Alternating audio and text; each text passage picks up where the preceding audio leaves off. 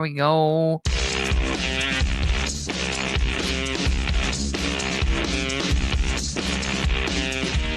I don't have to tell you things are bad. Everybody knows things are bad.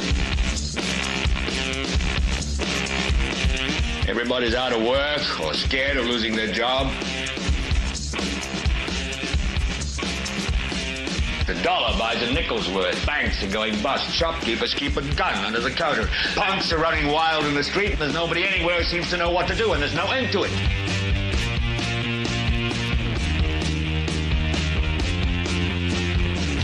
The air is unfit to breathe, and our food is unfit to eat. We sit watching our TVs while some local newscaster tells us that today we had 15 homicides and 63 violent crimes, as if that's the way it's supposed to be. We know things are bad, worse than bad. It's like everything everywhere is going crazy, so we don't go out anymore.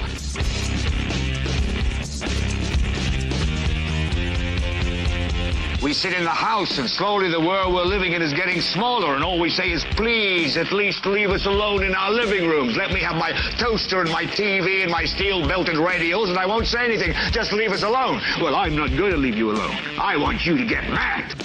I don't want you to protest. I don't want you to riot. I don't want you to write to your congressman because I wouldn't know what to tell you to write. I don't know what to do about the depression and the inflation and the Russians and the crime in the street. All I know is that first, you've got to get mad. You've got to say, I'm a human being. God damn it. My life has value. So, I want you to get up now. I want all of you to get up out of your chairs. I want you to get up right now and go to the window, open it, and stick your head out and yell, I'm as mad as hell, and I'm not going to take this anymore. Ho, ho, ho. Yeah, hello there, ladies and gentlemen, and welcome. Welcome, ladies and gentlemen. This is the 543rd episode of the Political Spotlight. I am your host, Kristopher H. Bilbrey. I still have a lot of hair. I didn't get a cut today. If you don't like it, tough shit. Because I've had a lot of work to do. There's been a lot of work going on, and we've got a big day ahead of us tomorrow. I probably will be able to get my hair cut tomorrow. I'm hoping. I think I'm going to force myself to do it, and the way that I can force myself is directly after tonight's show, I'm going to go in and I'm going to completely shave all the way down to the skin. And then it's like there's nothing, like that means the first thing in the morning, what I will have to do is I will have to get up, I will have to shower, and then go get a haircut, because once I shave, like I'm not going to shave with a razor. I'm going to shave like a, electric razor. I'm going to shave with an actual, because if I skin it all the way down, then I have to get my hair cut. So that's probably on the very first thing of items for to do tomorrow.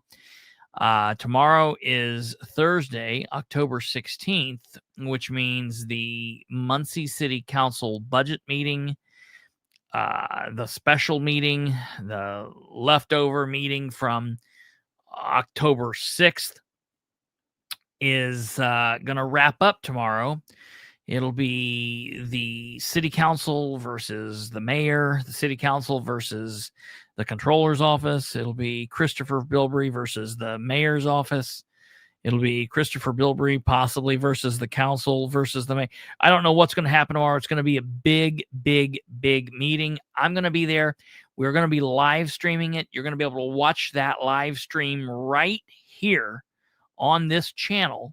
So please, please tune in tomorrow. That meeting will get started at 7 p.m.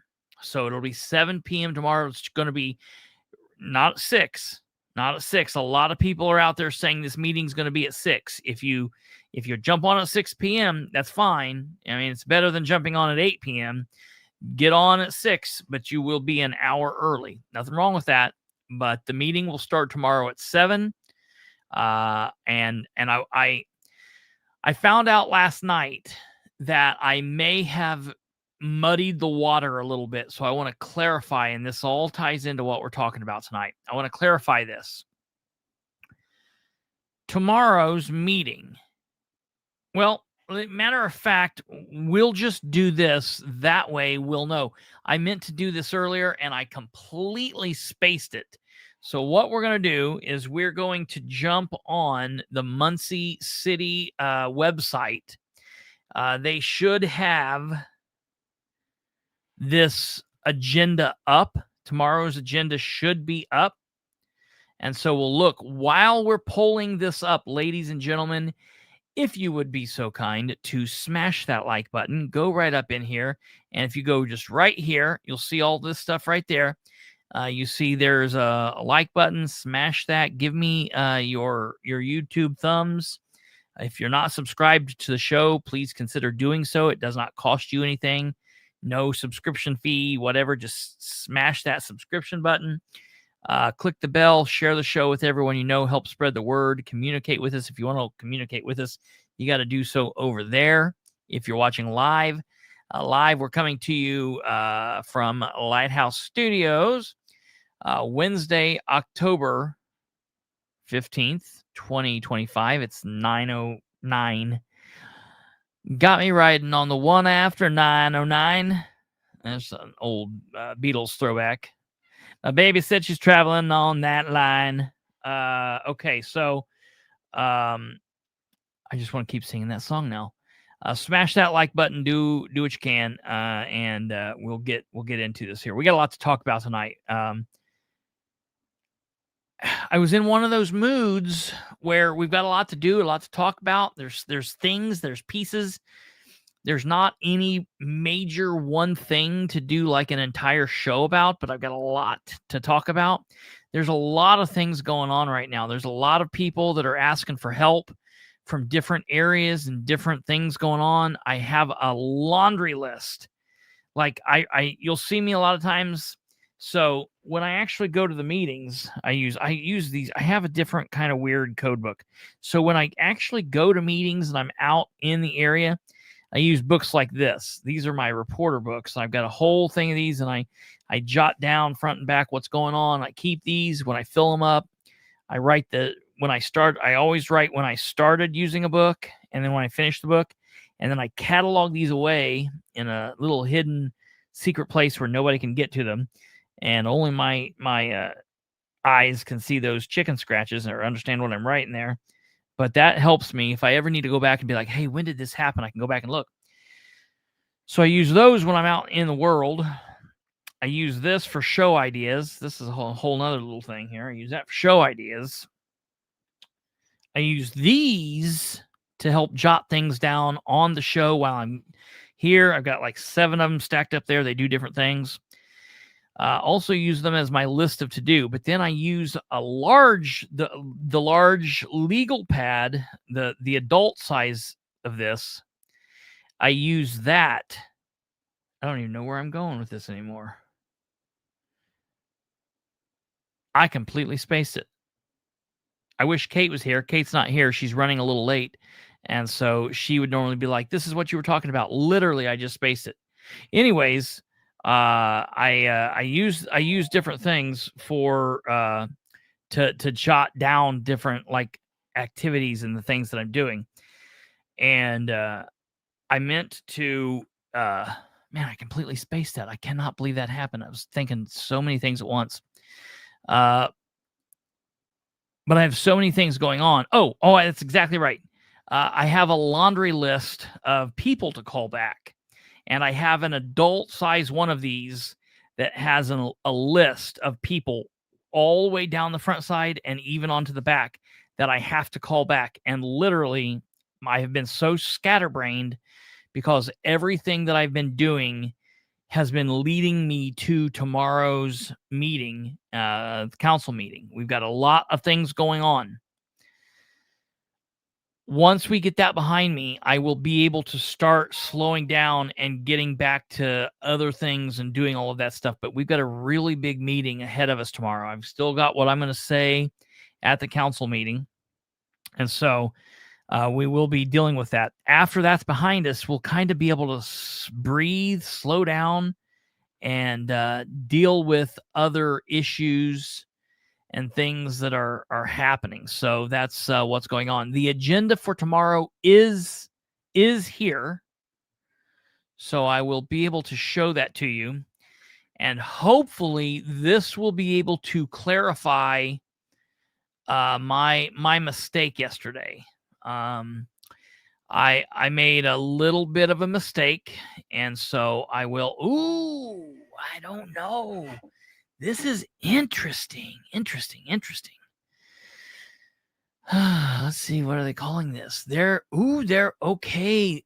All right. So tomorrow. Okay, let me show you what we got here, and then I'm going to ask for your help. Okay, that's where we're at. I'm going to ask for your help.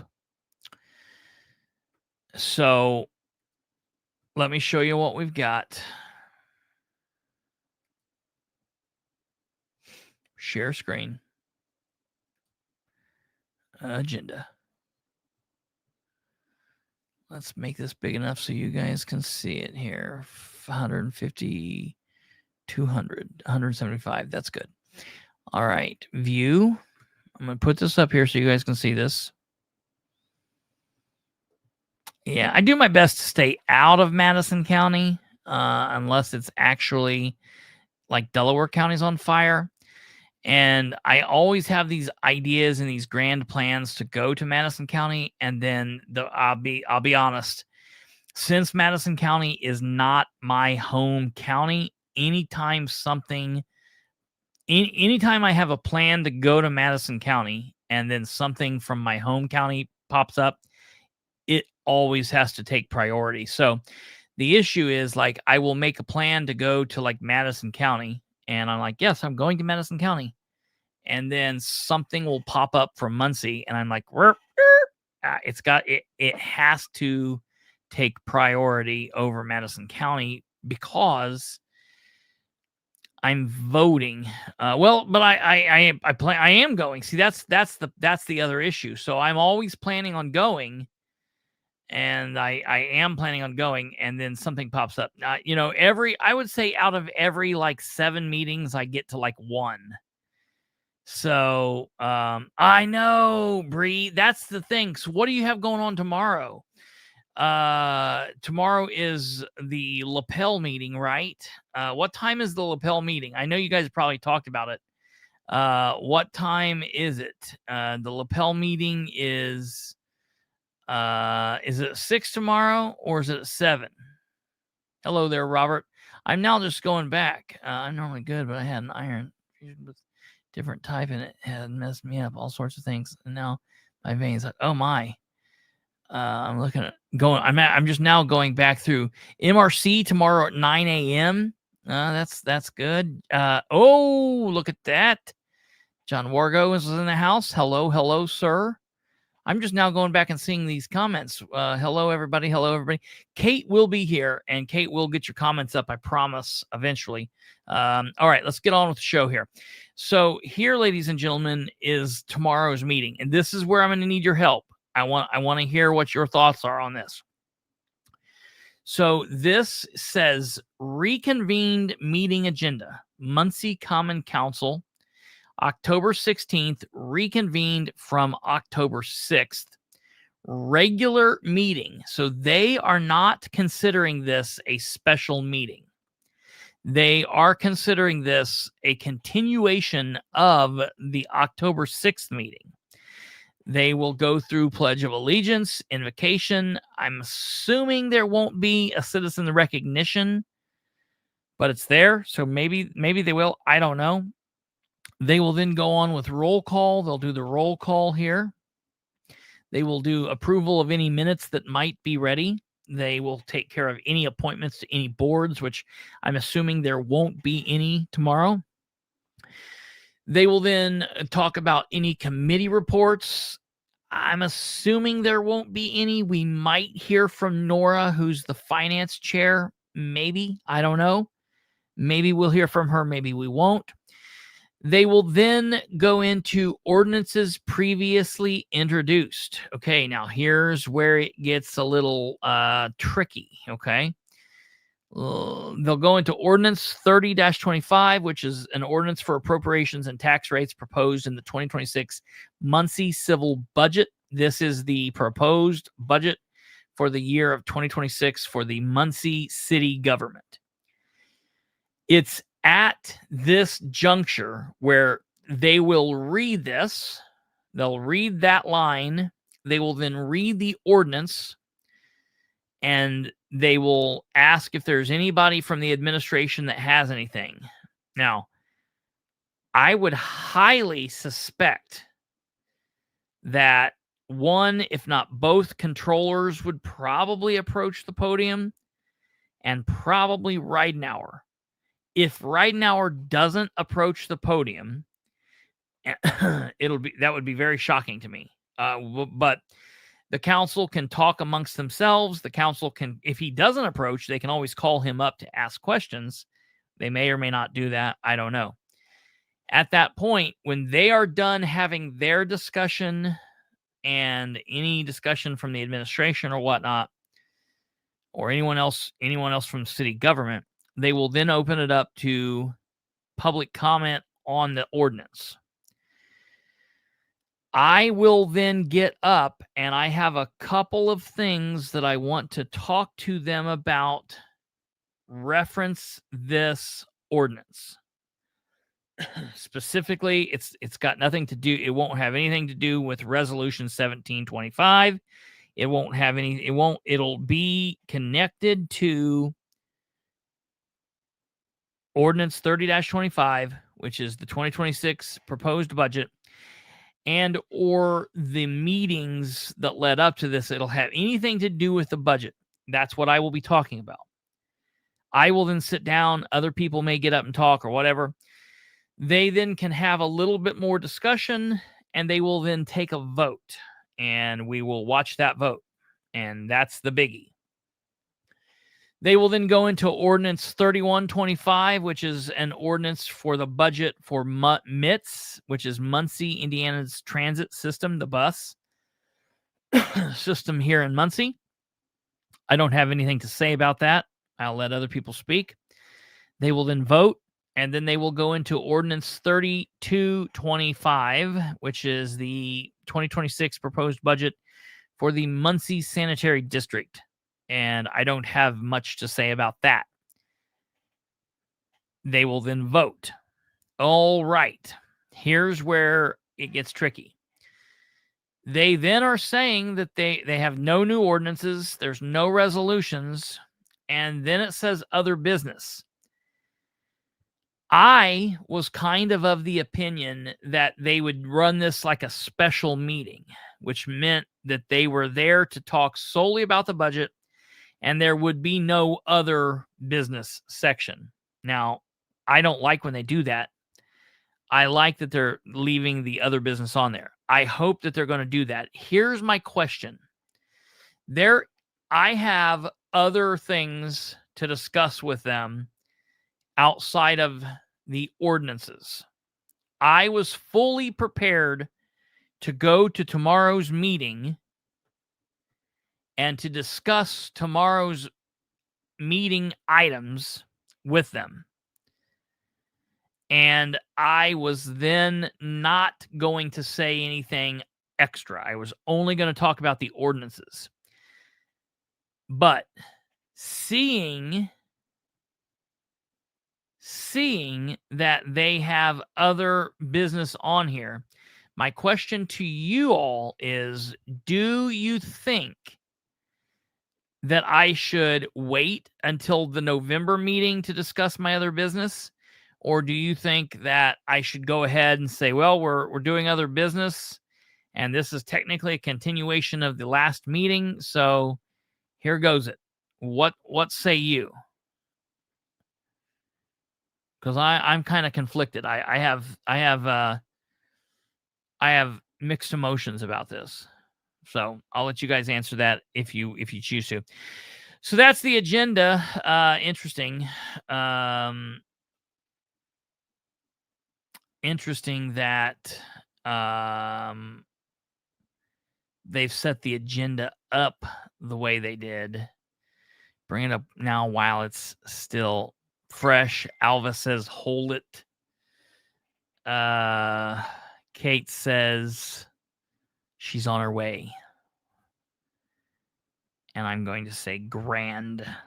Stand by. I got to text Kate. Splendid.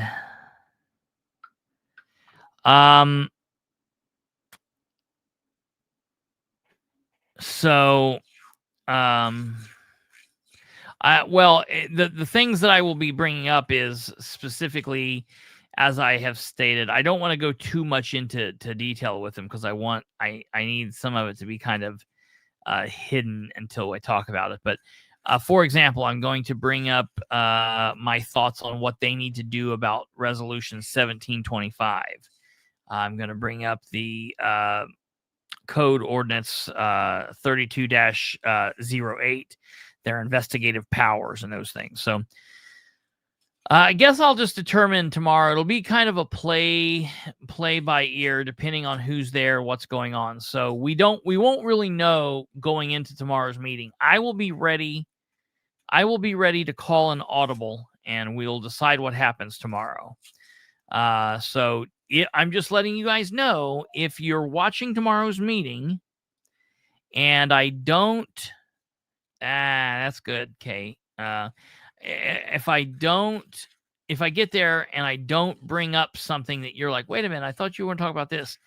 If I don't talk about it tomorrow, I will cover it in November. Keep in mind, the next meeting is just a couple of weeks away. It'll be on November 3rd, Monday, November 3rd. So that's that. So I did want to let you guys know this ordinance is up, and we'll be kind of playing it. We'll be kind of playing it safe and seeing what goes on tomorrow. We'll kind of read the room and see what goes on. That's probably the best the best advice. Okay. So in line with all of this stuff from Muncie, I do want you guys to be aware of where we stand on some things. I contacted the communications director yesterday.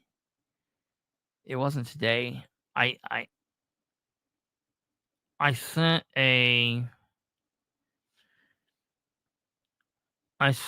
text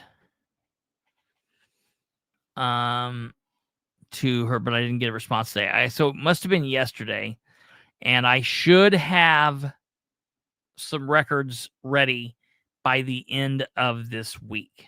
So that will be good to know. I will have some information by the end of this week. Reference some record requests. And to answer Rachel here, there is definitely a difference. And I know that you have a cough, several of them. Cough is a cough. That's not what you do. What you do is this. Now, I've noticed that you've so far not done it on the show, but you do it when we talk on the phone. And I'm going to record it one of these days and let you hear it. Because you did it the other day, like in the middle of doing it. I'm like, did you hear that? And you're like, no, I don't. I didn't know what it was. But you're not coughing. You're going,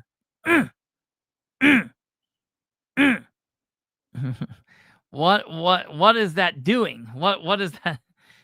It sounds like it's like the engine's trying to start over, but it just won't turn. That's amazing. So no, it's not a cough. It's a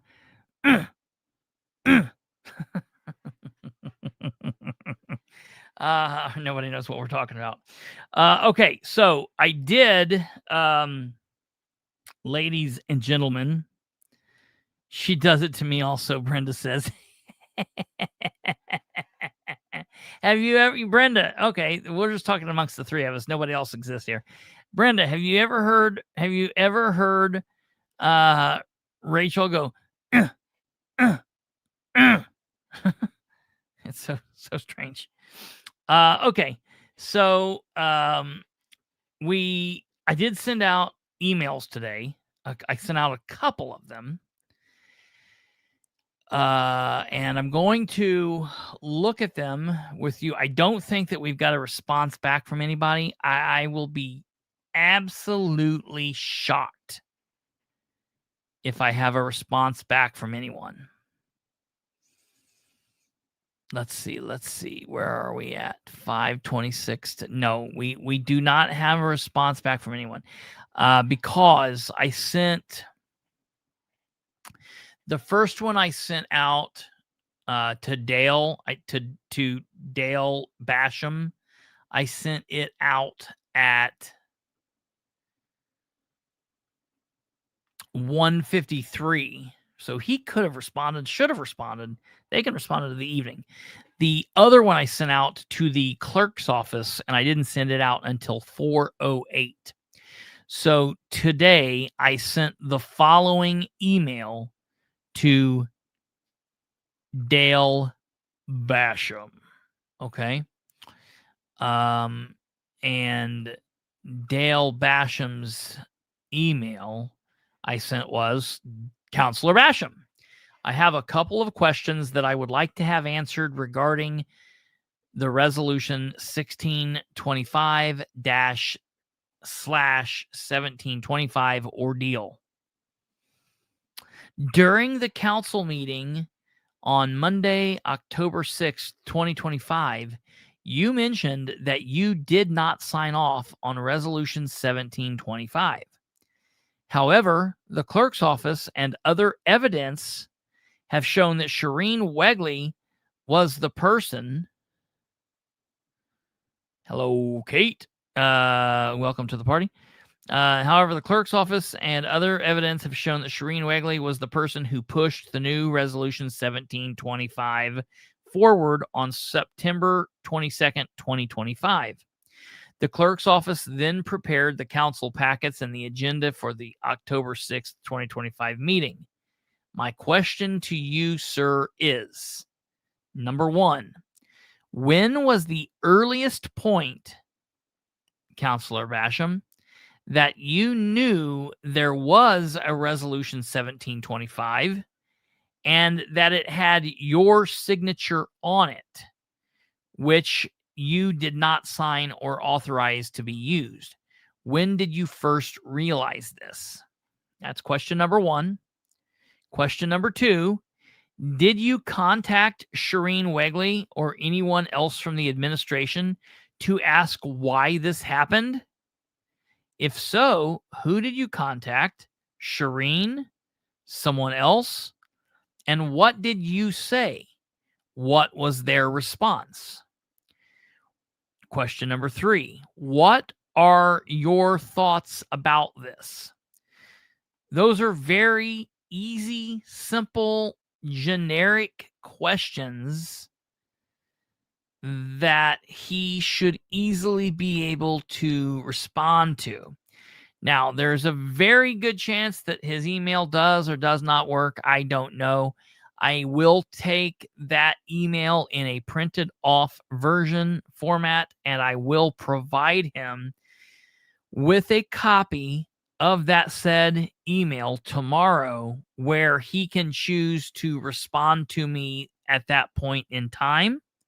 He can choose to call or text me on his mobile device, or he will be able to have my email and he can email me if he has access to email that works. So I'm going to ask him this question, and it's not a question that I'm going to just let go away. He will answer these questions somehow, at some point, somewhere, at some point. It's just he's going to have to. He just can't not answer those questions. It's very, very important. If he does not, I'm not going to ask him during the meeting tomorrow, but if he does not respond to me by November 3rd's meeting, Monday, November 3rd, I will then have no other choice than to ask him on the record during the public comment section, and we'll see if he responds at that point. But I feel like he has to respond. And those are just very generic questions. When did you find this out? Because So listen to this. Here's the thing. Here's the problem. The problem is, okay, the problem is that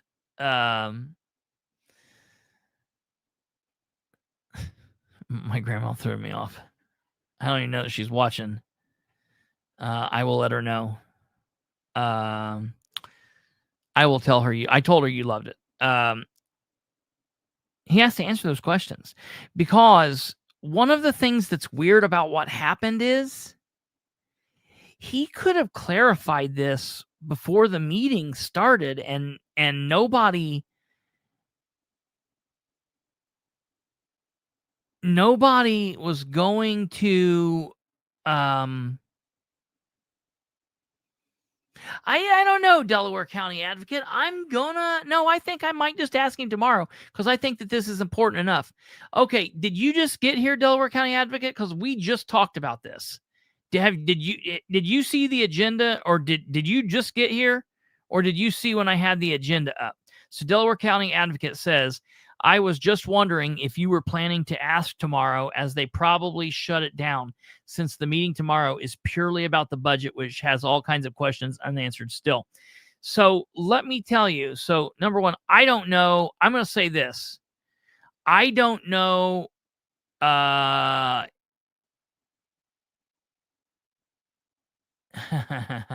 Yeah, no, I don't know if everyone knows. I know who you are. I'm not going to out you. I don't know if other people know who you are. But I mean, I'm just telling you that because I know who you are, and not because like I can see it from YouTube, but because I just have an opinion of who I think you are. And you may not care about people knowing, but it's not my place to out you, so I'm not going to do that. But I'm telling you, so I want you to see this, because I just talked about this before. So I'm going to put this back up there because I want you to see this, because I was thinking the same thing that you're thinking, that they would probably not allow anybody to talk about anything outside of the three ordinances. But then look at this. This is interesting. Here's the agenda for tomorrow. And I know I just showed this to everybody, but this person just got here, and so I want to say this. This is their meeting, and they're not calling it a special meeting. It's called a reconvened meeting from the October 6th regular meeting. They've got all of this on the agenda, and normally on a special meeting, all of that stuff's not there. They do have at the bottom of the agenda other business, where they normally allow public concerns. So I'm saying I don't think that they're gonna. I mean, they might try, but I feel like if they were going to do that, they would have called this a special meeting and not had all that stuff on there, because really they can do whatever they want at any of these meetings, but it's just they do pretty good about letting people speak, so they don't do that normally. I'm hoping that they will let people address them, because maybe somebody doesn't get a chance to come. Maybe tomorrow's their only chance to come. So I hope that they let people speak, but I think they need to. So getting kind of back on point here, I did email him those questions, and I hope that he answers them. I don't think that he'll answer them via email. I don't think that he's going to text me. I don't think he's going to call me. So we're going to find out. Well, so that then we're going to segue. Okay, I'm not going to continue along my email path real quick. So I emailed Dale at 1. What Kate just put up there, other business, maybe they're going to open an investigation. Well, let me show you what I found today while I was tooling around the social medias. Okay, and I find this to be rather interesting. Okay. And so as everybody knows, as I told everybody last night, I made the post the other day. I made the post. When exactly did I make that post? I don't. Let me see.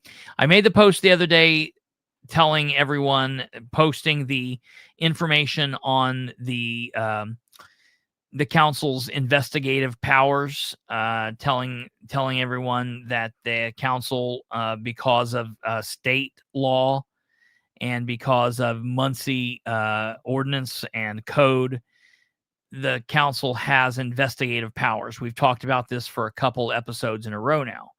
And back on October 9th, I believe it was, I shared it, I highlighted everything, and I basically said that, I'm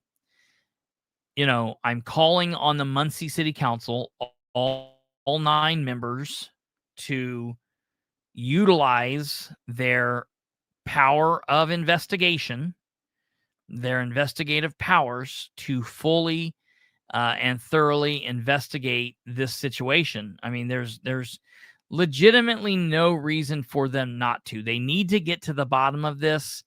This is a very, very serious allegation. It's a very serious situation. I guess it wasn't on the 9th. I guess I just posted this yesterday. I didn't really. It's been a long couple of days. So I'm calling on Muncie City Council to utilize their investigative powers to thoroughly investigate Resolution 1625-1725 fiasco that came to light on Monday, October 6th, when it was announced on the record that Councilor Dale Basham had not filed Resolution 1725 and that he had not signed off on the resolution, and that it was instead Mayor Executive Assistant Shireen Wegley who filed the resolution. It was shocking, but by Tuesday morning, the mayor's office and the rest of his administration were acting as if there were no issues and everything was usual and there were no problem.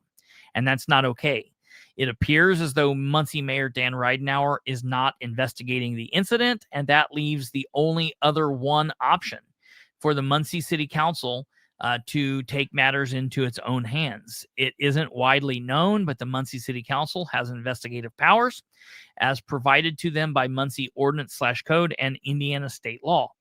The council's investigative powers are fully outlined in the picture below, and I'm calling on the council to exercise its power to thoroughly investigate what transpired between September 8th, 2025 City Council meeting and the October 6th, 2025 City Council meeting. I am calling on the council to thoroughly investigate Mayor Ridenour, his executive assistant, and their actions, the city clerk's office involvement, and Councilor Dale Basham's knowledge and or involvement, or lack thereof, as well as anyone else who could have been potentially involved. Once the investigation is complete, I call on the council to release its findings in a regularly scheduled meeting or a special meeting, and from there I would expect them to take any and all necessary legal actions. And just briefly, again, the investigative powers are outlined in Section 3208 of Muncie's Code, and it says the Common Council may investigate the departments, officers, and employees of the City of Muncie.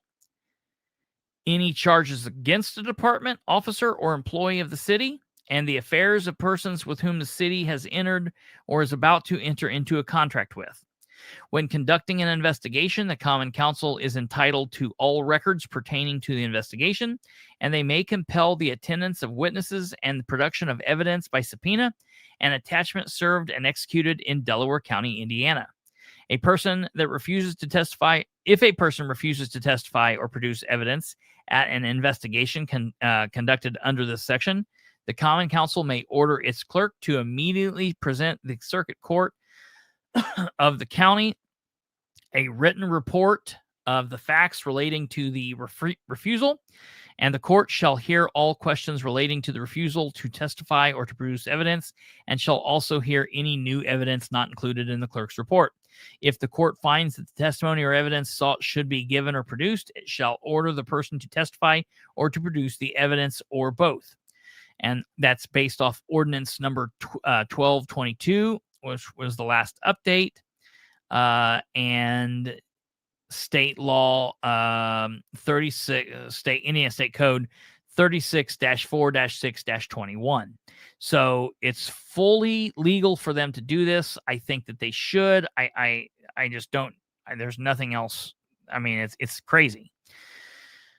Okay, so with that, I was digging around today on Facebook looking at the various elected officials' social medias.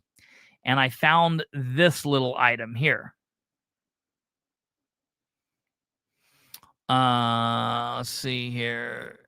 Delaware County Advocate says, I don't think they were being nefarious. I just think it was ineptitude.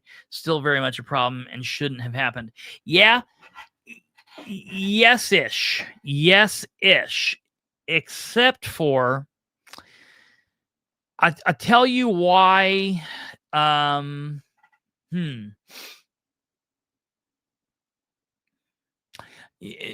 Kate basically laid it out here.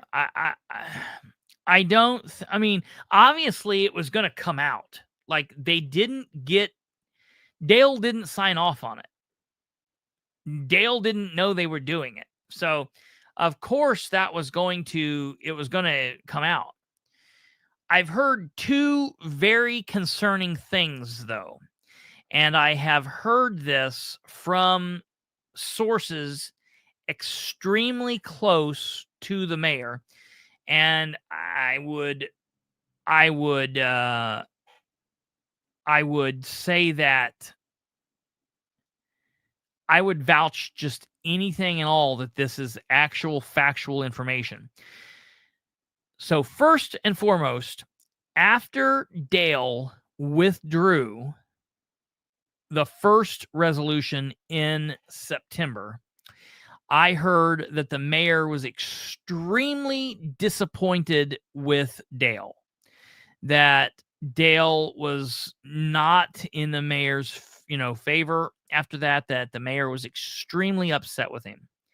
Now, at that point, I don't know why they wouldn't have just simply taken the resolution to Jeff Green or to Rose Selvey or to Jerry Dishman, any one of their good Republicans. You know what I mean? I don't know why they wouldn't have just picked somebody else. But alas, they didn't. After the fiasco that happened on Monday the 6th, and Dan and everybody stormed out a second time, I heard that Dan made the statement several times on Tuesday during the day up at City Hall and in other locations that he was pissed off because Dale single-handedly effed up the deal, the fire deal, permanently. Now, I don't know in what manner or what. I've talked to a lot of people tangentially related to this, and that's all I can say. I can't say who. And people are like, I don't really know why he would be saying that unless there was something. Because if you look, they were trying to get this done by the end of the year. They were trying to get the first part of this thing done by the year's end. And now there's really no way they can do it. So I agree with you. I don't think that they were trying specifically. I hope they weren't. But there's a part of me that says Dan told Shireen to get it done, and Shireen just figured I'm just going to get this done. Because I don't know if you last night I showed the other emails. I showed all the emails between Shireen and Lacey before. Shireen put out an email that made it look like Dan Gibson was like, yep, everything's okay, because she was trying to cover her own ass. But the first email that Shireen put forward was, is that resolution on the agenda for this meeting? Because it was like tabled. Was it tabled or withdrew? Like she was trying to act like she didn't know or couldn't find out if what the deal was. They knew it was withdrew. Dan knew that it was withdrawn. They didn't think that it was tabled. They weren't trying to, It was just, yeah. I see what you're saying there now. So, Delaware County Advocate says, I mean, I think he just thought Dale would be okay with it because they were probably assumed the budget would be passed by that point.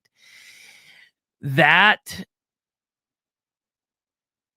is, yeah, that's what I think has probably happened there, that they're just like, it's not going to matter. We can use the same thing. It's not a big deal. It is a big deal. It definitely is a big deal.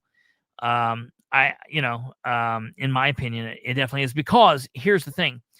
If this is how they do the little things, what are they out here doing on the big things? If they feel like they can flub and just get it under the line, not to mention the fact that they didn't turn this in, or they didn't email this before the actual deadline, which is noon. They sent it in at the end of the day. Not even at the end of the day, they sent it in after Lacey was gone. The little things matter, and absolutely, that's exactly correct. Well, so let me introduce you to this thing that I saw today, folks, and this is interesting to me. So while I was tooling around on social media today, and I know it's going to be hard for you to see, but I will read it and let you guys be aware.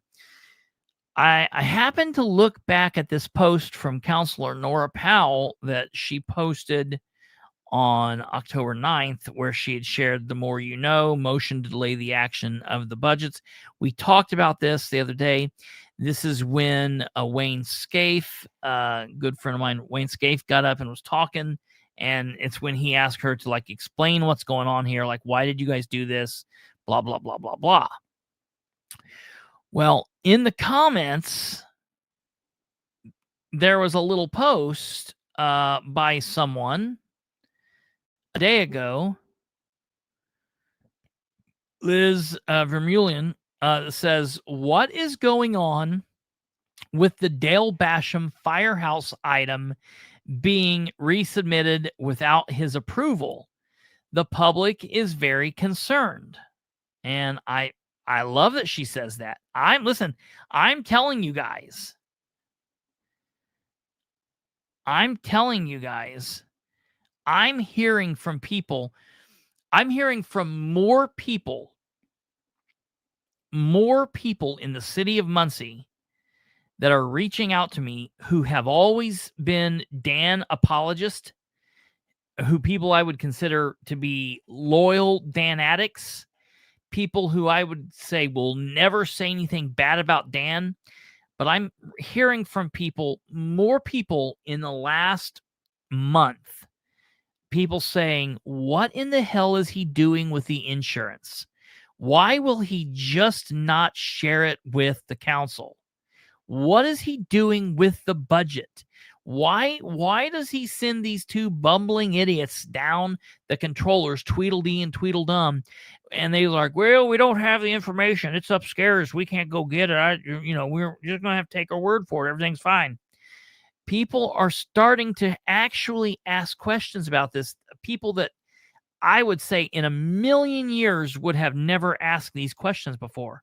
But they're seeing this, and it doesn't make sense. When you have two, and I know I harp on this, but when you have two entities, you have the administration and you have the council, and you have one simple question: did the administration provide the council with what they requested by the deadline?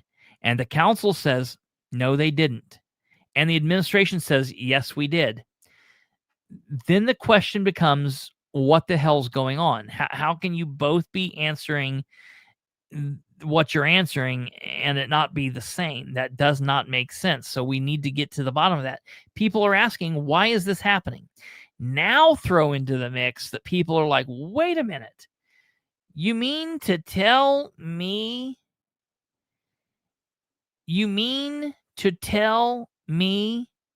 that they submitted this thing with this guy's signature and it wasn't okay? He didn't okay it? And I'm like, yeah. And they're like, what is going on?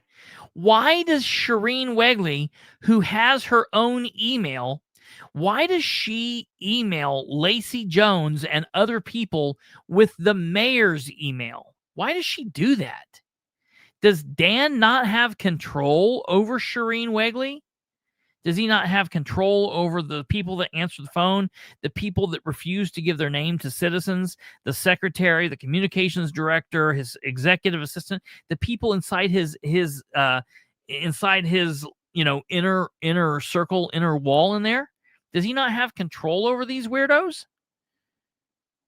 Over his gopher boy, Dustin Clark? I guess he doesn't. I guess they do whatever he wants to do. He didn't even know. Yeah, he signed the first time. Yeah. Yeah. Yeah. Yeah. Yeah. Yeah. So it's a crazy deal. Well, so I'm glad that there are people. I'm glad that there are people that are saying, and I'm glad I'm hearing from it. But I'm going to tell you something. I don't normally run in the circles that Nora runs in. I think that's pretty safe to assume. And so I'm seeing that there are people in Nora's circle that are saying, hey, we're concerned about this. Now, I'm very interested in Nora's answer. It's the Get Her Dan administration. I like it. I love it. All right. Nora says, I think the public has reason to be concerned. Oh, Nora, I like it. I think the public has reason to be concerned. She goes on and says, I hope the public continues to ask questions and seek accountability. Nora then goes on to say, I won't say anything beyond that at this time. Now, those seem like really interesting words. Why would Nora not say anything more about it at this time? Well, maybe they are planning to look into the matter. Maybe she's aware that there's going to be action. Now, I don't know that, and I'm not trying to say that that's what Nora's saying. And Nora is capable of taking an offshoot and disappointing me. She's also apparently, as we've seen in the last couple of months, capable of surprising me and impressing me. So we'll see what happens. And yeah, Nora Speak, just keep pulling for threads. Now, at that same time, there would legitimately not be a reason. There's not a reason why, now that they're going to be voting on the budget tomorrow and that big thing is going to be behind them. Now that big thing's going to be behind them, there's no reason why they couldn't invoke whatever they need to do, call up, bring forth, unleash the Kraken 3208, and, get their pipes and their deerstalker hats and their magnifying glasses and go to work. Investigate what's going on. Ask some questions. Have Shireen appear, because there are still questions. Somebody needs to ask Dale on the record. I plan on it, but we know he could answer. He could not answer. I don't know. But if the council's investigating it, I think he has to. I think he should be compelled to answer, because this takes us back to where we started at the very beginning. Dale acted all surprised about this on October 6th. But ladies and gentlemen, that was filed on September 22nd, and it went into the evening. So really it was on the 23rd. The packet was put up by the end of that week. The council Dale Basham, without an official response from him. Let me look here. Let me tell you. I want to tell you an actual date. Without an official response, I feel very confident in saying Dale Basham could have had that packet as early as Friday, September 26th. So, if Basham has that packet on September 26th, because let me tell you when I started talking about it. Everybody want to remember when I started talking about it? I did a show about it. I started talking about it on the 28th, on Sunday the 28th. So I knew about Resolution 1725 on the 28th.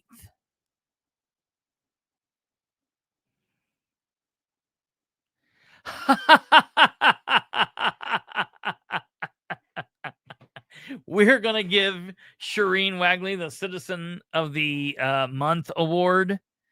We're also going to give her a key to the city. We're going to call her honorary mayor. We just come up here. We want to learn a little bit about you. They could have Rose Selvey do it, because I know that her and Shireen get along so well. Anywho, I got other questions to Dale. Why did Dale wait until the 6th to be like, I don't know what's happening here? That's funky. There's no reason he shouldn't have done that. That's weird.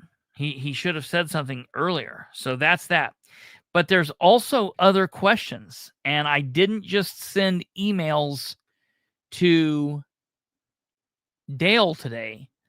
I also sent an email to the clerk's office.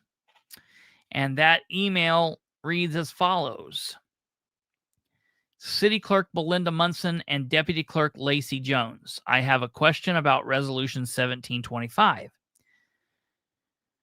During the Muncie City Council meeting on Monday, October 6, 2025, Clerk Munson stated that the official paperwork was in her file on Resolution 1725 was blank, meaning no signatures from Councilor Basham or any other councilor, as well as no signatures from the city attorney, which in that case from 1625 was Aubrey Christ, and nothing from Craig Wright, the controller, which it was on 1625. However, the council packets all contained a copy of Resolution 1725, which had 3 signatures: Basham, Christ, Wright. Additionally, if you visit the city's website, you can view all 3 signatures there. So my questions to you are, first, who created the council packets? And where did that person obtain the signature page to assemble the 9 council packets and the one on the website come from? Who did that, and where did it come from? Then, what did that person do with that sheet at that point? Also, could you please clarify when Shireen sent her email and attached the resolution that she wanted added to the October agenda? Did it contain a signature page with all 3 signatures, Basham, Christ, and Wright, or did it not? And lastly, to ensure that we are all clear, when you review the official documentation of Resolution 1725, like, for example, if you walked to that folder now and opened it up, can you confirm that the back signature page currently now is blank? And those are the questions that I ask Belinda Munson. There's a follow-up set of questions to this that I haven't asked yet, but I'm going to at some point. And that is, what's the clerk's office protocol, standard operating procedures? Is something going to change in the future? I don't know that it's safe to assume that everything's on the up and up anymore. if a council member, if Rose Selvey brings you documentation that she has signed, it's pretty safe to say that she is authorizing that. But I think the clerk's office should open that up. And if Aubrey Christ signed it and Craig Wright signed it, I think the clerk's office should place a phone call, or at the very least an email, to just verify.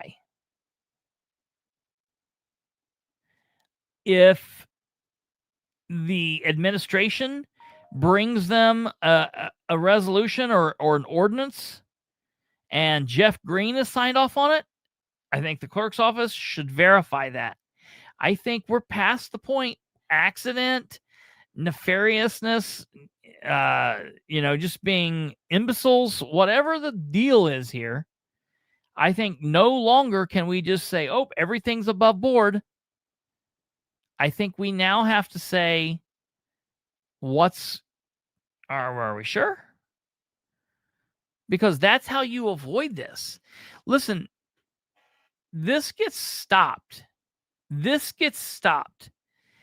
Any number of ways if people would have just been doing a little bit more than the bare minimum. That's the other problem. That's the other problem.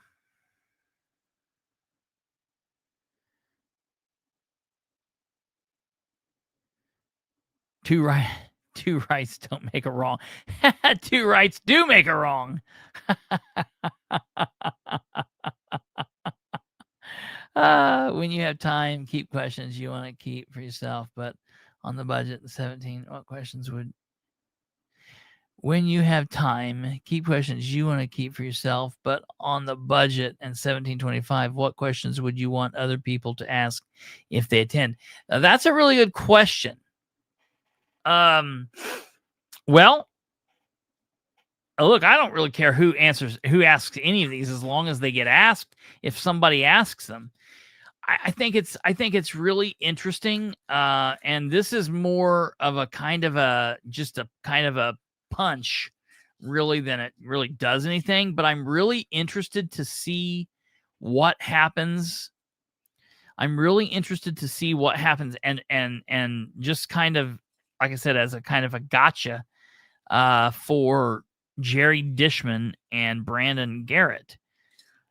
I fully believe that somebody will make the amendment to do the following: to unfund Amber Green, unfund Matt Wegley.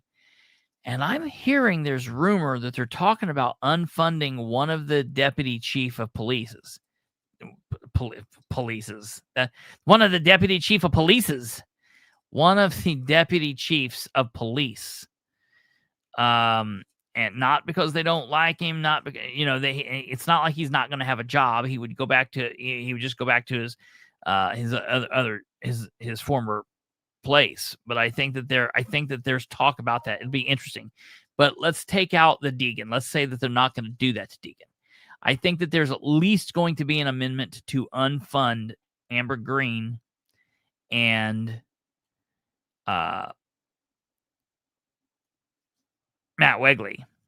And if that comes up, I fully expect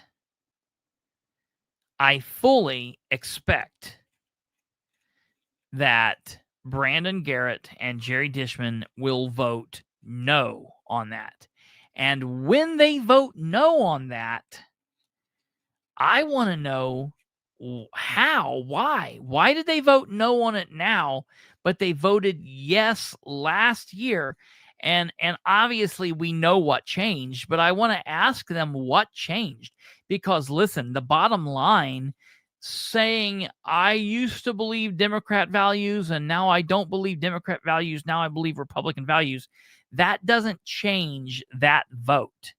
So I want to know why the change. Like that is the biggest thing that, in my opinion, is going to show that they're just they're bought and paid for, and that's gross. It's so crazy. Yes, you are 100% correct. You are 100% correct. Dale Dale basically said, not once, not twice, but I think a total of 3 times that there will not be agreements on the amendments. It was very crazy that how he was bringing that up. He did say that. Again, the big thing comes down to the insurance. I want to know how,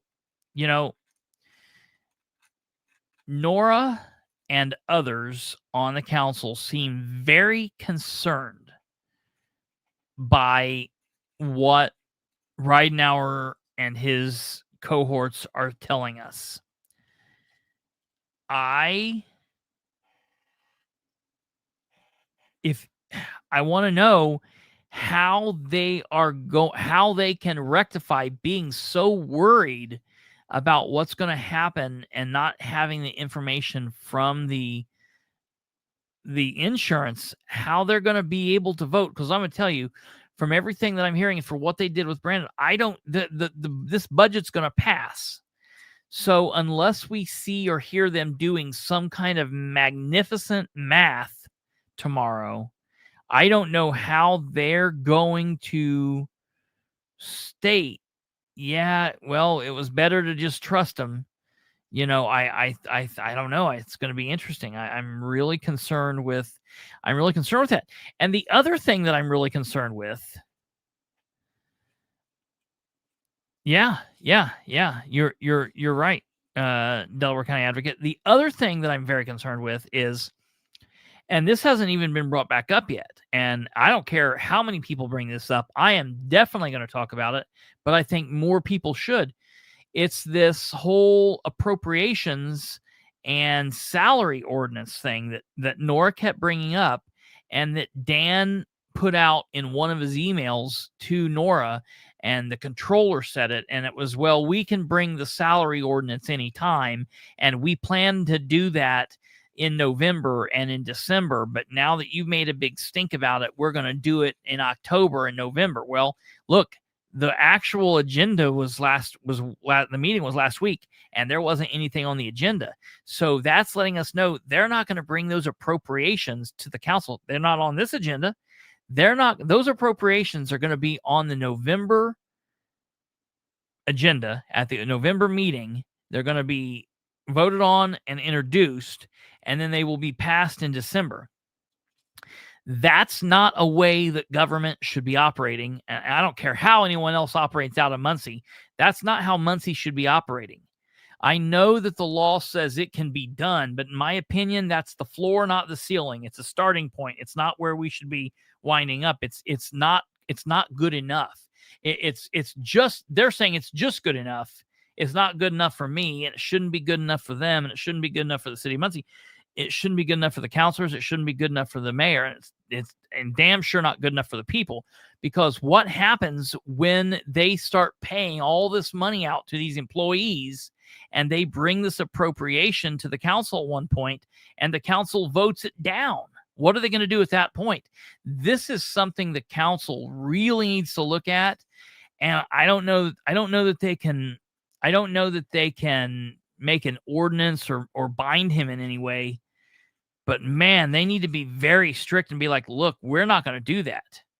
We're not going to approve stuff after the fact anymore.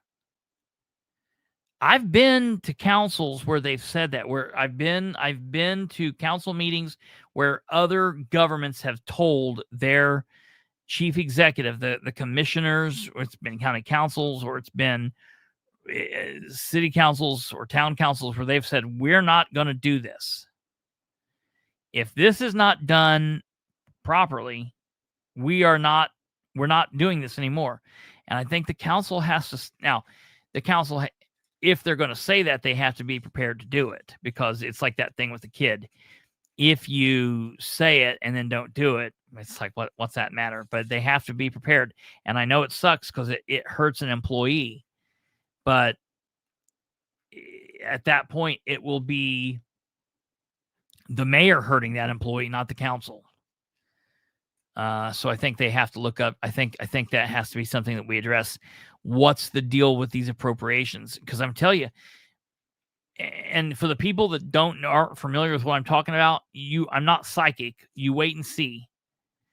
Wait until we're talking about the November meeting. It's only a couple of weeks away. We're going to be reading that when the very first night we read that November meeting. There's going to be appropriations on that agenda. And those appropriations will be for things that the mayor's wanting the council to vote on to approve. Vote to approve. And he's already been paying money out for it without the council's vote. And that should absolutely be stopped. Whatever can be done to stop it. So that's that. Again, I'm getting ready to kick over. I got just a couple of other topics outside of Muncie that I'm going to talk about. We will be live streaming the meeting right here. As soon as I'm done with this show, I'm going to build tomorrow's show. So there will be a council meeting tomorrow that we will live stream right here at the Political Spotlight. After tomorrow's meeting, we will be live. I don't know what I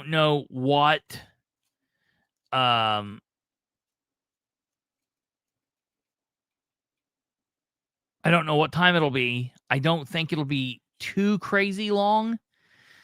But every time I say that, they surprise me. So we'll just have to wait and see. From the point that we get out of the meeting, it'll only be about 20 or 30 minutes until we're live. So just keep that in mind, about 20, 30 minutes. So if it is after 9 p.m., if it's before 9 p.m., we'll just be live at 9. So just keep that in mind. Okay. I want to show you guys something. And this all ran together. Tonight's meeting is tonight's title is disrespect toward taxpayers. Okay. And that was something that was said in a post earlier that was posted on my wall that I'm going to read here in a minute. But it would be wrong to pass without knowledge of how the new insurance that's bottom line. It's going to be so weird. Because I know they're going to pass it. I know they're going to pass it.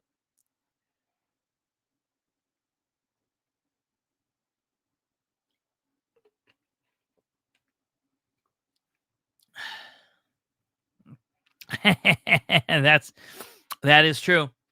That is true. I want to read something. So, this guy I know.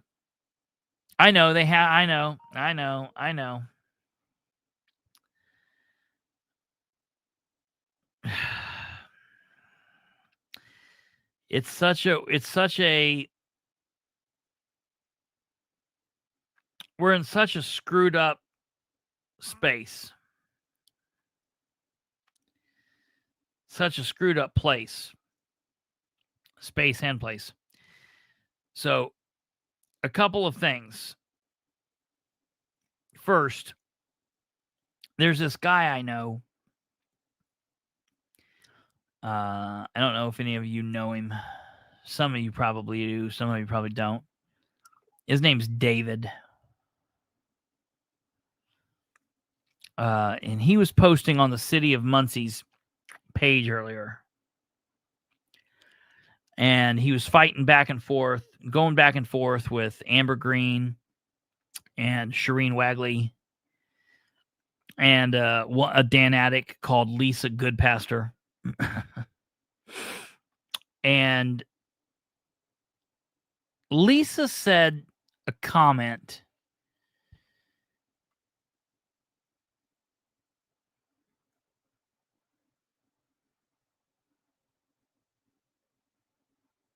Well, yeah, Delaware County Advocate. That's right.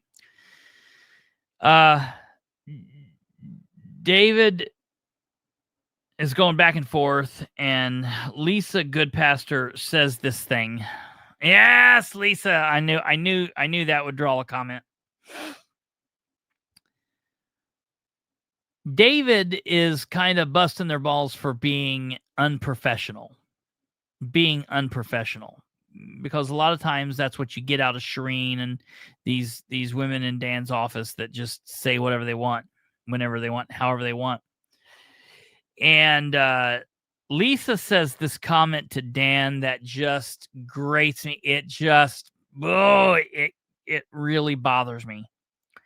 Lisa says, David, I haven't seen anyone here lacking professionalism except you. Be glad you didn't receive threats of bodily harm like the former mayor's crew used to do.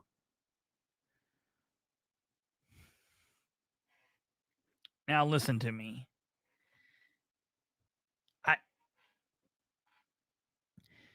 This is a case. I hate people on both sides of the political spectrum, and it happens on both sides. But I cannot stand when somebody just says, I don't know if it's true. It doesn't matter if it's true. Matter of fact, I know it's not true, but it doesn't matter. I'm just going to speak words, and because I say it, so it shall be. So it's like Lisa says, well, good thing you weren't threatened with bodily harm like people were by the old mayor's crew. Now, listen, I don't know. Maybe somebody threatened somebody, or some people are stupid. But I would be willing to say, Lisa, bring forth a police report, or have someone bring forth a police report, an arrest log, a prosecution, criminal charges. Just screw all of that. Say there wasn't a conviction, say there wasn't a prosecution, say there wasn't an arrest. Just show me a police report, because you can bet your little ass that if someone from the Tyler administration or their buddies and pals would have threatened somebody on the other side, there would have been a police report made. I hate when people say, well, they threatened bodily harm on me. I've had people say that about me, that they don't like that I'm debating them, or they don't like that I'm arguing with them on Facebook. And the next thing we know is, well, I'm scared for my life. I need a police escort out to the car. Look, just gonna be honest.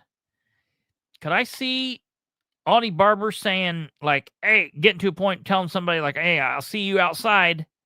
Yeah, I can see that. I just don't talk like that. That's not my bag. I am never going to be like, I'll be outside in a few minutes. Like, look, I'm if you want to go, like, that's you. I'm not going to be a victim. But I'm not out there saying, like, let's fight. That's stupid. So it irritates me, because I've been done this way. And so I just cannot stand when these idiots do this, because that just didn't happen. That just did not happen. The whole what about? Yeah, Charlize, that's absolutely right. It's just so crazy to me that shit happens. It shocks me. So Lisa is a complete nutter, just absolutely a nutter. So that's that. And that's funny to me, because like you see, like, all this stuff's going on with right now, or all the stuff's like up in the air. It's iffy. People are questioning, and these people are still saying, but Dennis Tyler, let me tell you right now, if Sarah Beach had walked down or emailed a resolution to the clerk's office and said, get this on the agenda for this next agenda coming up, and it had been, Doug Marshall on the counselor, and Doug Marshall would have come to the meeting and been like, hey, I didn't sign that. I didn't know they were doing that. There would have been story after story after article after article shared. The Star Press, Doug Walker would have wrote it. They would have brought in Keith Roizen back, off the benches. He would have wrote a story or two. They would have got Pinnacuff to write a story or two. It would have been front page, above the fold, below the ford, on the sports page.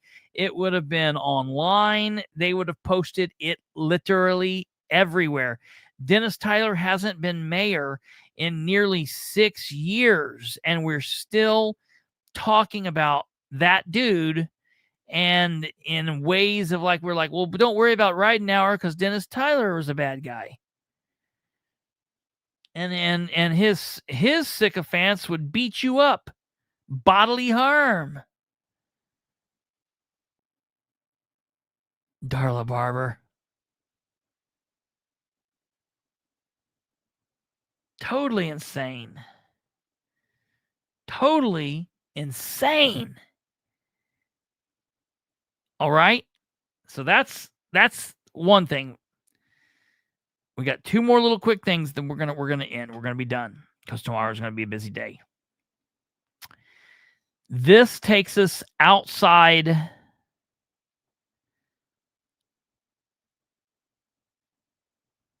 I was so pissed.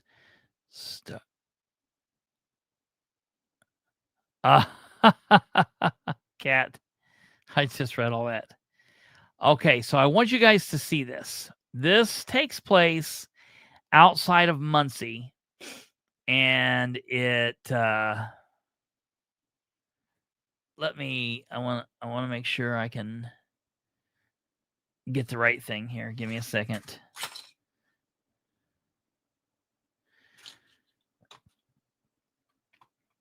Stand by.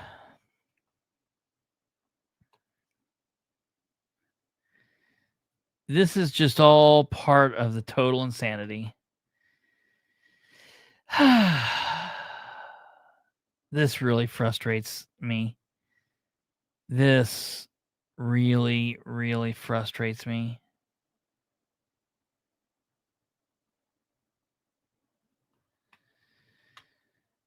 Okay. Stand by. Okay, here we go. So this is from the Chronicle Tribune. For those of you that don't know where the Chronicle Tribune is, it's from Marion, Grant County.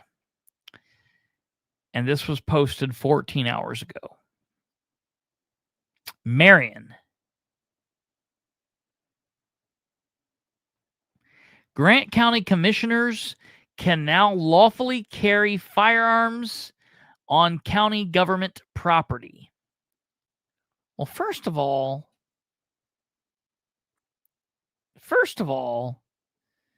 any law-abiding citizen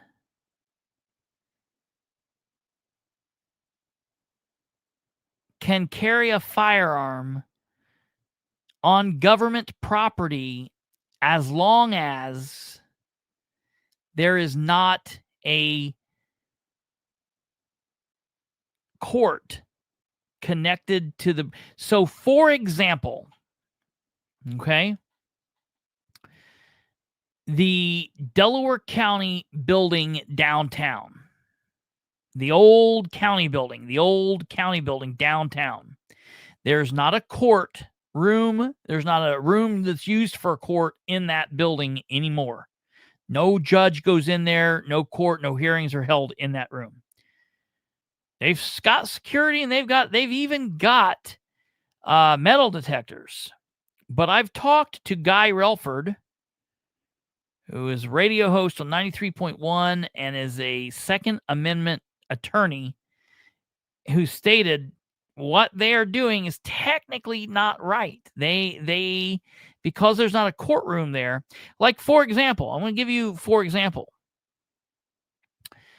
in the Winchester City Council, in the Winchester City building, where the police department is, the mayor's office is, the clerk's office, the council room, citizens can carry guns into and out of that building during council meetings, the whole 9 yards.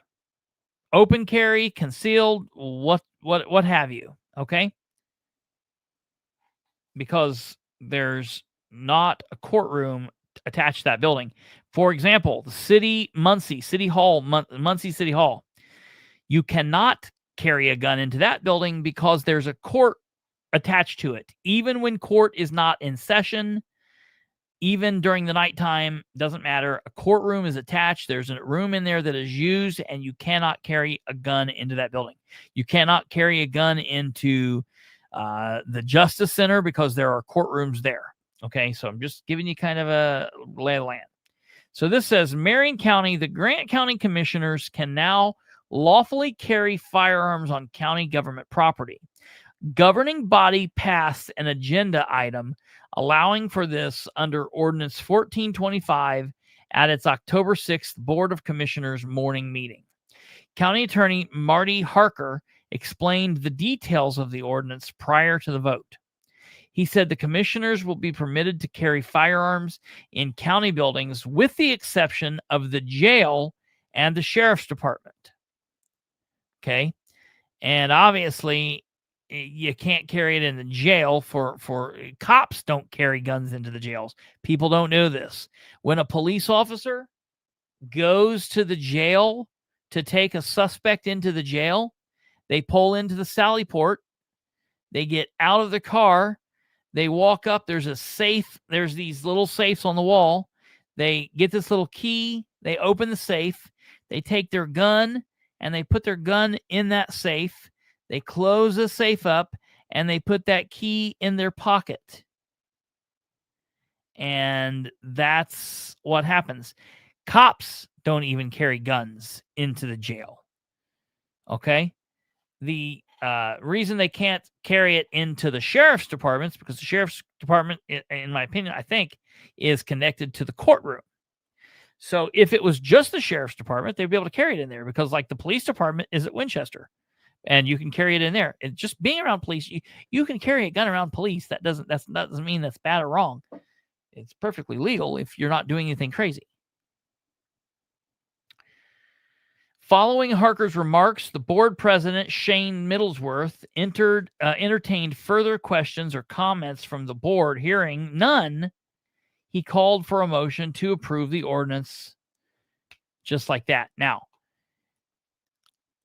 what's weird about this for me is the fact that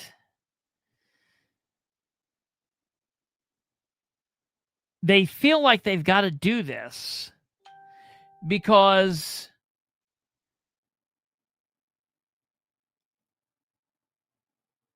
people have called them out. People have questioned them, and there have been people that have been mad at them. Now, I have not seen anybody threaten them. I don't know that anybody wants to cause them any kind of bodily harm. There's that word. I just think that this is that commissioner that like got in a fight with the lady. This is the commissioner that headbutted the one person at one time. All right. And they're now going to allow him to carry a gun to the commissioners' meetings. So what happens next time someone stands up at the podium and is pushing back against them, and they tell them to sit down, and the person says, no, I don't want to. I'm going to stand up here and speak.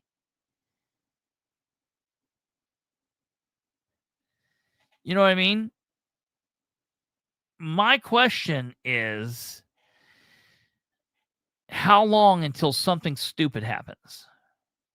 How long until there's a commissioner that brandishes a firearm or does something stupid? This is just not a good thing. The people of Grant County need to watch what they're doing. They need to document all this insanity.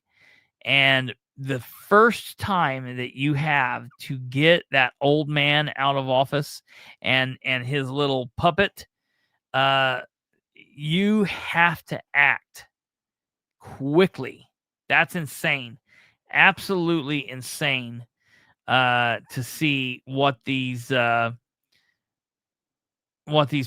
a couple people are saying, I won't be attending any meetings where the government are armed and the people are not. You know, this is intimidation. This is wild. Wild to me. And you know what's going to happen? You've got 3 commissioners. Ron Stewart's not going to carry. Guarantee you he doesn't carry a gun up there. Shane Middlesworth probably is not going to carry a gun up there. But I'm going to tell you somebody that will. That old freaking man who has anger issues, who is prone to violent, explosive actions and arguments. And you tell me what kind of situation you think that's going to be. I can't believe that happened. I just can't believe. I don't know. Anyone want to volunteer to walk me to my car tomorrow night after the meeting? Megan, wasn't there just a case in Kentucky where a sheriff killed a judge with his gun in a court? Yeah, that happened. The sheriff shot the judge. I think the judge was sleeping with the sheriff's underage daughter. There was something funky's going on there. So, yep, there definitely was. There's all kinds of cases where weird shit has happened like that all over. But yeah, this is just a weird thing that they've done up here in Grant County. And I guarantee the only reason, I think the only reason that this thing has happened in Grant County is because people have been calling them out. Okay. The very last thing, we're going to end on this. This is it. Okay. I want to read this to you. All right. At some point in the future, I don't know when yet, because tomorrow night's going to be a busy night. Then it's over for the week. We're probably going to have Catherine on at some point to talk about what happened at the Tuesday meeting. Okay. But she wrote a post earlier, and I gotta give it to Catherine on this post. The post was a good post. So I told her I thought it was a good post, and I'm going to read this post as Catherine read it. So it's going to talk about Madison County. Anytime I say Madison County, take Madison County out and put in City of Muncie. Take that out and put in City of Winchester, Newcastle, Marion, Indianapolis, state of Indiana. Whatever government you want to put in, take out. When you hear me say some specific location or specific thing, and put in what matters to you, because this makes sense. Catherine said, Madison County's budget meeting, another complete disaster. Once again, a train wreck of incompetence, backroom deals, and disrespect towards taxpayers.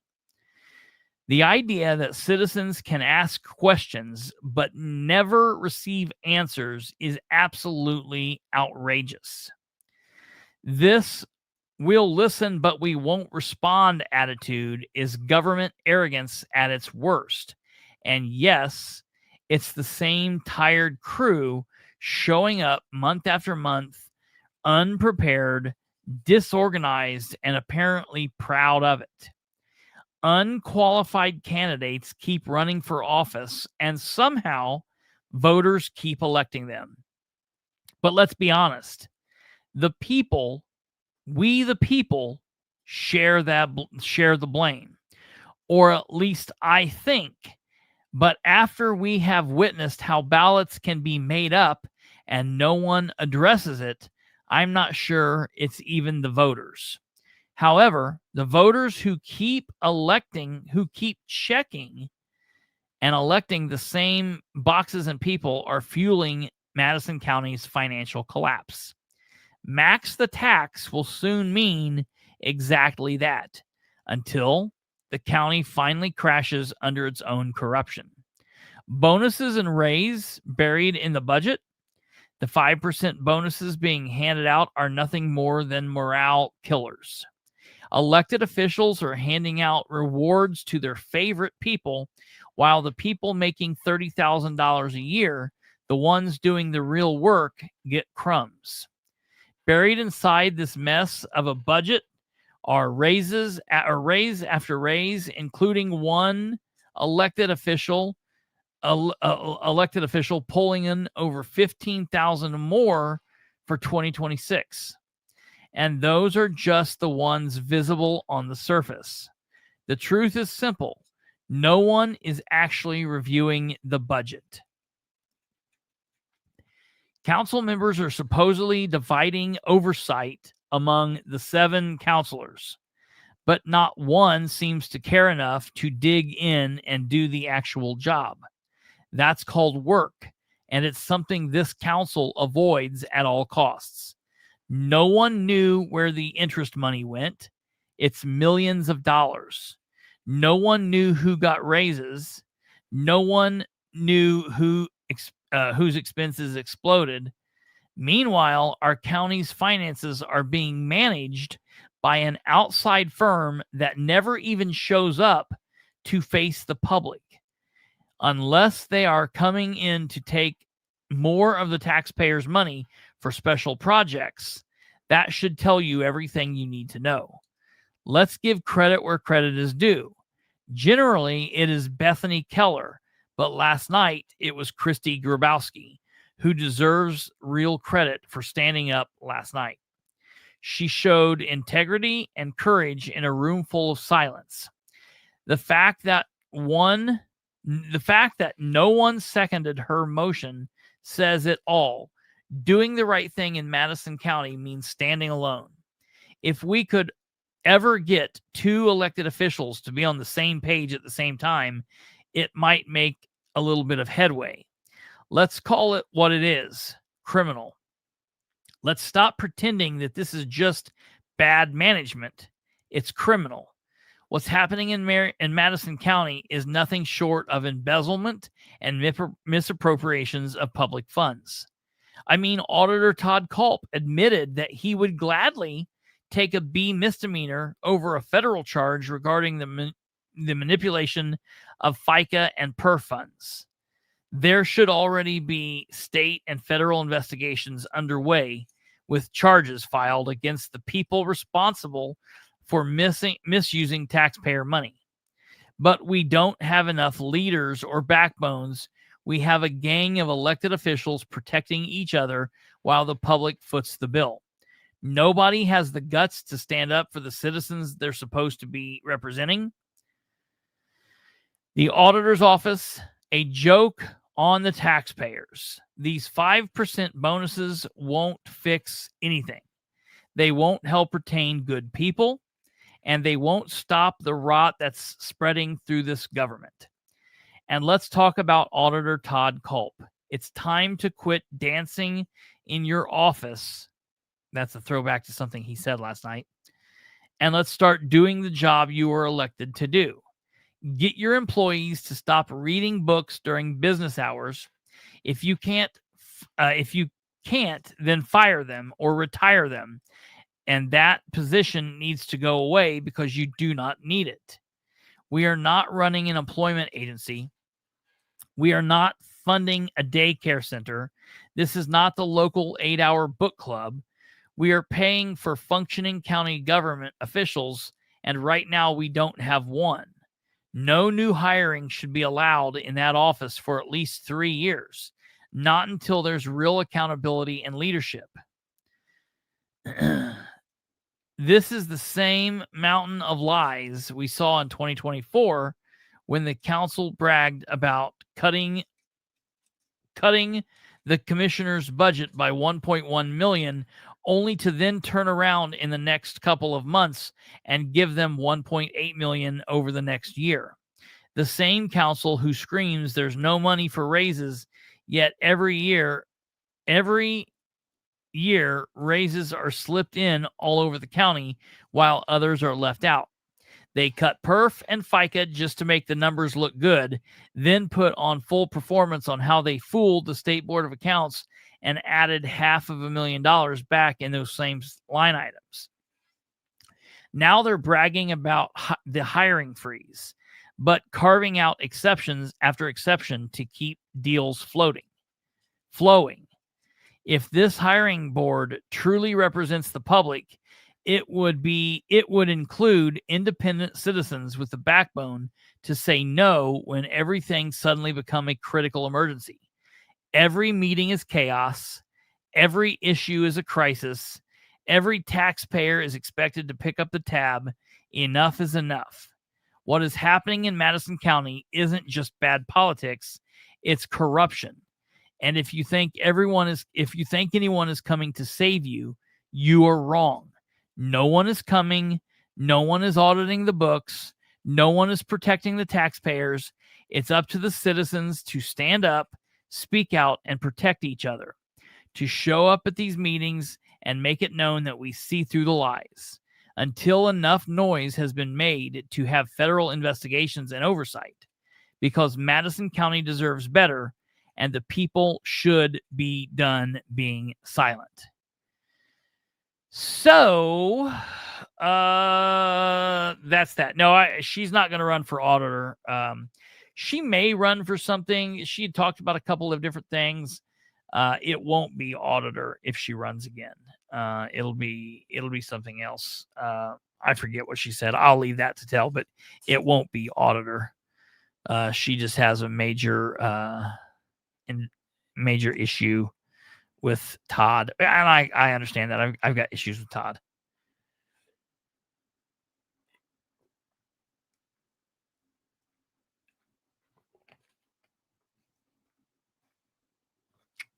So that's it. I thought that was pretty well said. And it's pretty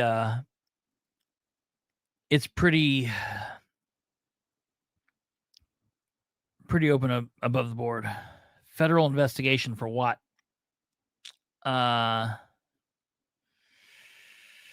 I don't know what you mean. You said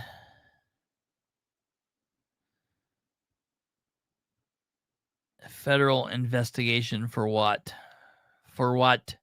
For what? Yes, Amanda, that was absolutely. And it applies to wherever you want to put it to. You're not from Madison County. All right, you're from Portland. It fits. Okay, you're from Kosciuszko County. Yep, it fits. Oh, you're from Scottville. Oh, yep, it fits. You're from Richmond. Yep, it fits. You're talking about the state of Indiana. Yep, it fits. You're in Illinois. Yep, it fits. Oh, this is Hawaii. We're talking about Hawaii. Yep, it fits. It's just all the same. It's just every single wherever. And you could mush and posh and piss and put and whatever. You could do all sorts of different things and change it around. but everything pretty much fits. And that's the thing. Like, I like specifically the line, disrespect towards taxpayers. That's what it is. And that's what I wrote in the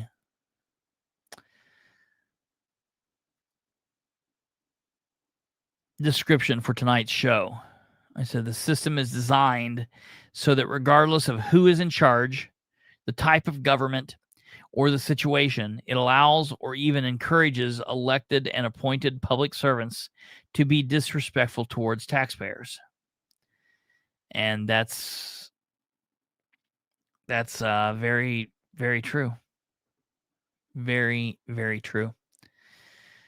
Megan says she said that the finances need to be federally investigated, and I said, for what? Why does she think that Culp was able to fool independent auditors for 2 years in a row? I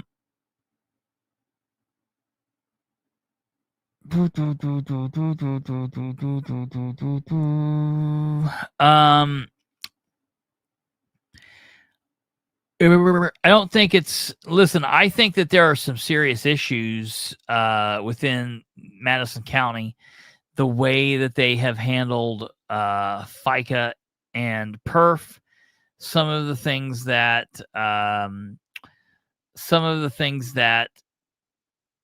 Todd has carried on from Rick. Listen, I think Todd is in over his head.